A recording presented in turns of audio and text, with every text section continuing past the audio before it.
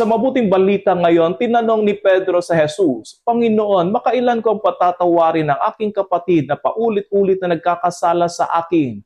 Makapito po ba? Sa isip ni Pedro, malaki na ang 7 ulit. Ngunit sumagot sa Jesus, hindi ko sinasabing makapito, kundi 70 ulit pa nito. Ibig sabihin, ang pagpapatawad ay hindi binibilang. Ang tunay na pagpapatawad ay walang hangganan, tulad ng awa ng Diyos sa atin. Upang ipaliwanag ito, ay kinuwento na Jesus ang isang talinghaga tungkol sa isang alipin na mayroong napakalaking utang sa kaniyang hari. Hindi niya ito kayang bayaran, kaya nagmakaawa siya. Dahil sa habag, pinatawad ng hari ang buong utang niya. Ngunit nang nakalabas siya, nakatagpo niya ang kapwa alipin na mayroong maliit na utang sa kaniya. Sa halip na magpakita ng awa, ipinakulong niya ito. Dito natin makikita ang mahalagang aral kung gaano kalaking kapatawaran ng ating tinanggap mula sa Diyos. Dapat ganoon din kapatawaran ang ating ibibigay sa iba. Madalas nakakalimutan natin na tayo din ay pinatawad ng Diyos ng napakaraming beses. Kapag pinipili natin magtanim ng galit at hindi magpatawad,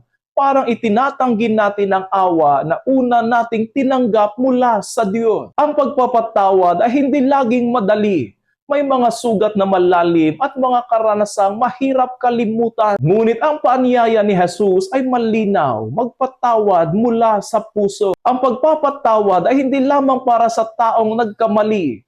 Ito rin ay nagpapalaya sa ating sariling puso mula sa bigat ng galit at hinanakit. Sa Ama namin, dinadasal natin sa Panginoon, patawarin mo kami sa aming mga kasalanan, gaya ng pagpapatawad namin sa mga nagkakasala sa amin. Ang hamon sa atin na mabuting balita ngayon ay isabuhay ang panalangin ito. Kung tunay nating tinatanggap ang awa ng Diyos, tayo rin ay tinatawag na maging mga instrumento ng kanyang awa at pagpapatawad sa tanan.